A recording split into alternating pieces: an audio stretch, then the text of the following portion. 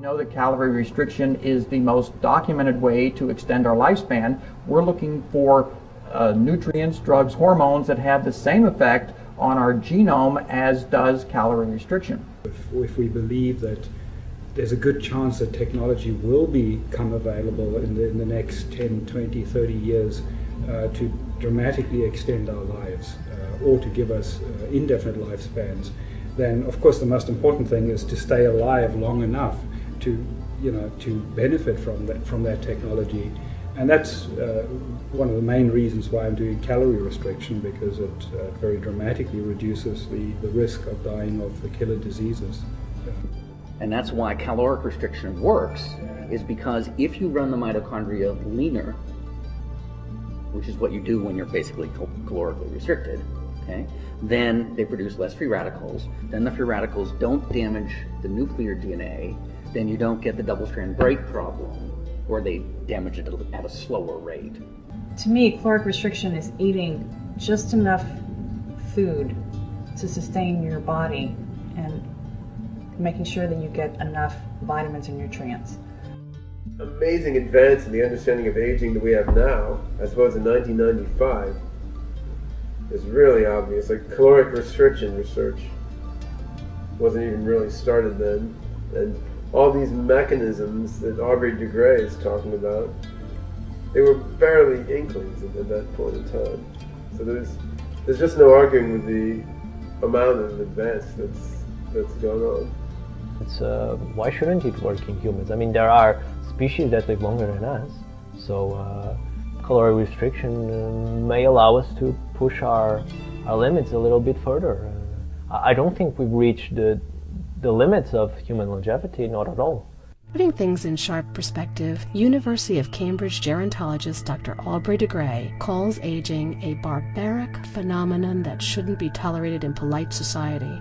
The main reason why people feel that curing aging would be a bad idea, and that in other words, conversely, that aging itself is actually a good thing, is as a coping strategy. Yes, people don't think that there's any prospect of doing anything about aging, and since aging is fundamentally horrible, the only real way to put it out of one's mind is to convince oneself that it's actually not so bad after all.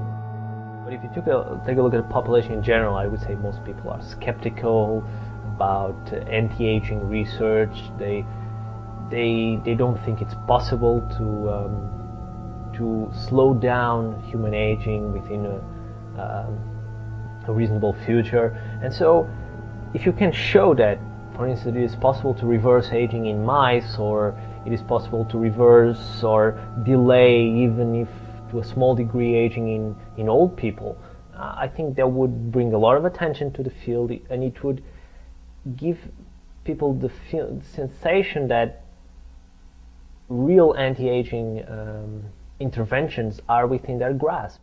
But the rate of progress of understanding is just incredible. So it's almost like there's a Moore's law of biological understanding going on. Just like every 18 months, computer processing speed is sped up by roughly a factor of 2. It seems like in the last 10, 15 years, every couple years there's revolutionary new tools and new understanding in molecular biology. And if that happens for another 8 or 10 years, it seems pretty likely to me that we're going to come to a radical new understanding of aging.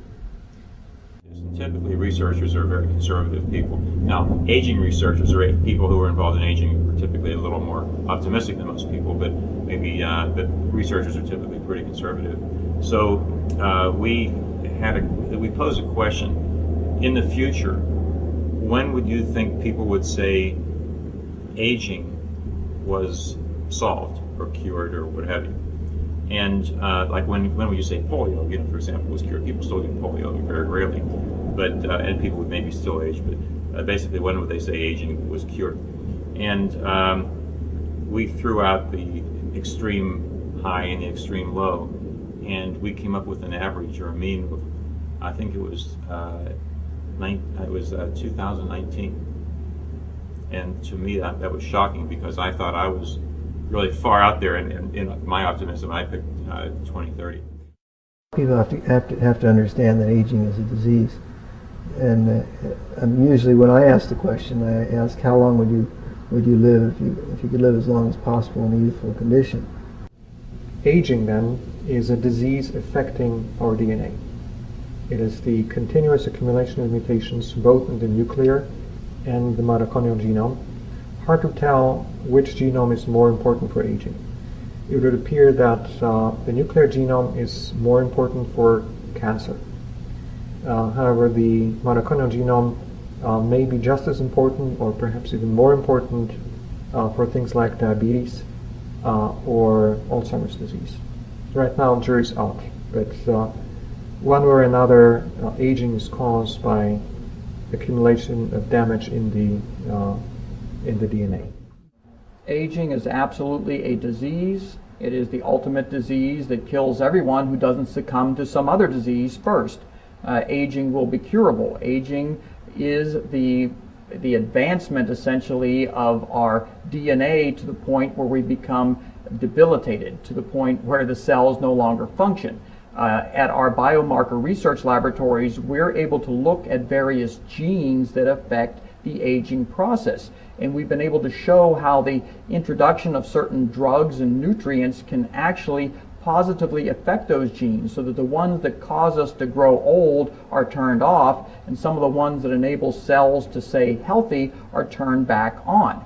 So we've been able to do, in a relatively small way at this point in time, some manipulation into the aging process using available medications and nutrients.